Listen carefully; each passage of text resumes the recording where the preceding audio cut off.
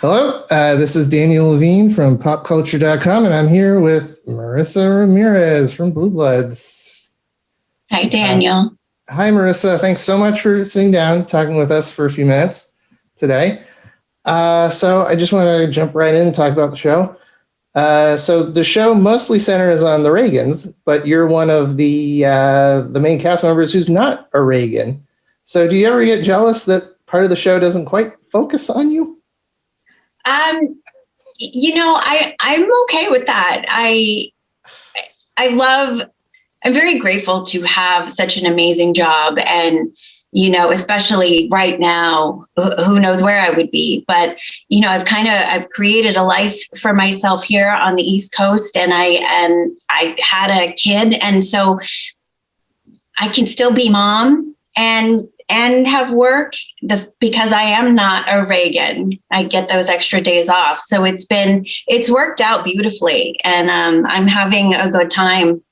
So I'm not jealous. No, I mean, I would like to have some of whatever they're eating sometimes at the dinner table. It looks really good, especially the rolls. That's it. How exciting was it to finally get to a dinner scene earlier this season? That was so crazy. Donnie's been pushing for it for a long time for Baez to come to dinner. And it's 8 years I've been there now. And it was actually very emotional for me on so many levels, which I didn't share with anyone at the time because, first of all, it was emotional and a little nerve-wracking for me, as it was the first time I was in a room with so many people without masks on. And, we're all tested and everything, but still there's that, oh, wow, this is a lot of people. We don't have masks on. You're sitting right next to me. I kind of developed this paranoia over the period where we weren't working and where I was home. And another reason why it was so emotional for me was that my grandmother was a huge fan of Blue Bloods. Mm-hmm. And when we shot that scene, she had just passed 2 weeks earlier. And I so badly wanted to say something to Tom about the fact that my grandmother was such a huge fan of yours, but I knew I wouldn't have been able to get out the words without crying. And I really didn't want to look like a basket case at family dinner and not be invited back again. So, but I kept thinking about her while I was there, and it almost made me feel more comfortable and calm and I just was able to really take in the surroundings and the warmth and the fact that they welcomed me there. And, but again, the fact that she wasn't going to be seeing that episode, it was touching a rough spot in my heart. I'm sorry to hear that. You're like that. So most of the cast has been there since day one. Were they just as inviting when you came in as they are today when you first joined the show in season 3?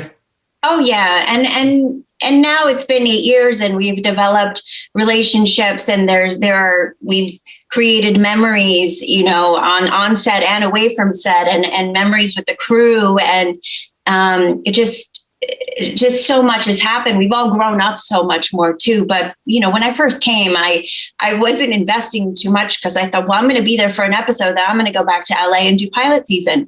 And it just kind of turned into something more. And I stayed for another episode, and then I moved here. But when I first got here, I didn't know of the history of all the different partners. So I kind of didn't really know what I was walking into. And some people were like, oh, you're the new partner. Oh, you're the new partner. What does that mean? But fortunately, Donnie was so welcoming, and we just hit it off from day one and have developed such a friendship from that moment till now. And I know Vanessa and I kind of started at the same time as series regulars. And so we've been kind of, have bonded with that. Yeah, mutual friendship building. Mm-hmm. Yeah. I imagine by now you've got you and Donnie have the ability to read each other's minds. You've been working together so often. How hard is that for an actor to build that kind of relationship with another one? This is my first experience building a relationship like this with another cast member. And, other jobs I've had, I'm 3 years with this person or 3 months with this person, but this is now we're at 8 years. And I think our relationship has definitely evolved more so this year. I don't know if it has to do with the pandemic. I don't know if he's being there for me with my many losses in the past year. But we've definitely can look at each other and know what each other is thinking. And that is such a beautiful thing. It's, you hear so many horror stories about actors who work together so long and they secretly hate each other. And we just love each other. And I'm so excited to be at work with him and to feel safe with someone who knows me, because I feel like I keep my guard up with other actors or crew or whoever. And this is a place where I can let it down and it feels very safe and comfortable. I think because you guys have that great chemistry that there's a lot of like chatter on Twitter all the time about trying to like ship you two, your character. I'm trying not to read all that, but it's really hard not to. Yeah. But I've always gotten the sense that you guys are more like, you've got such a strict working relationship, Baez and Danny. So I'm not sure if I personally think that that's where the characters should go, but like, what kind of future do you see the two characters having? I mean, especially with the dinner scene kind of just proved like more personal connections between the two. It did.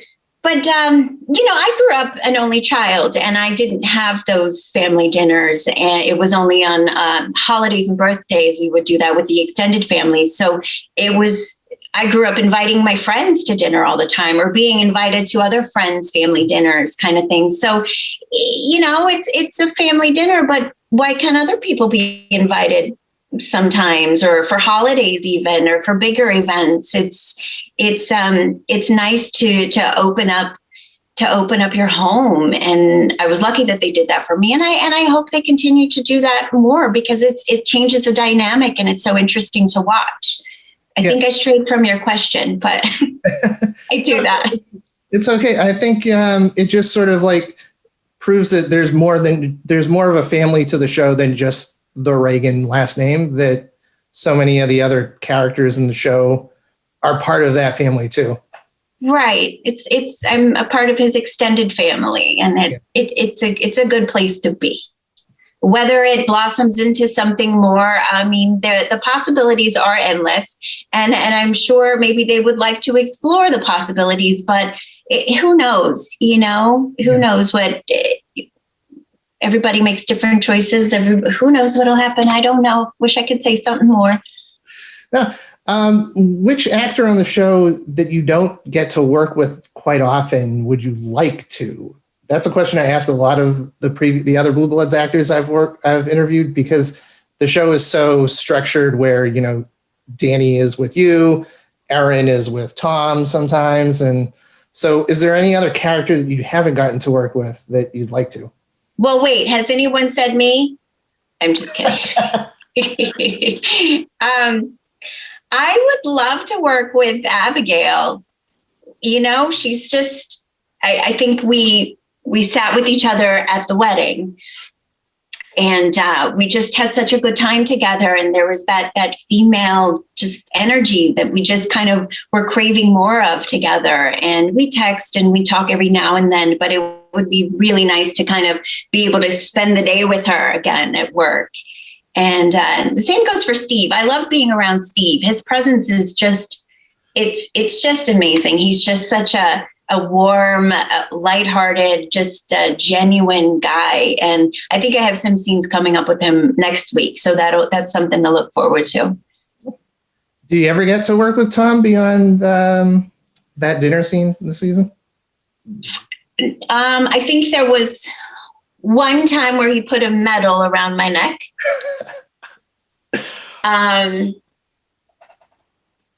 That must have been a cool one. That was cool. I'm like, ooh, I'm getting a medal and it's Tom. And it was cool.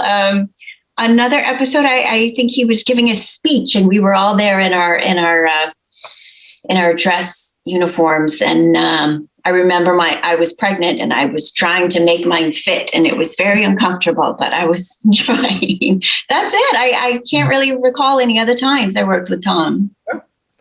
Well, I noticed even before Blue Bloods, a lot of the short-lived shows that you were on, you played police officers in some of them in the past.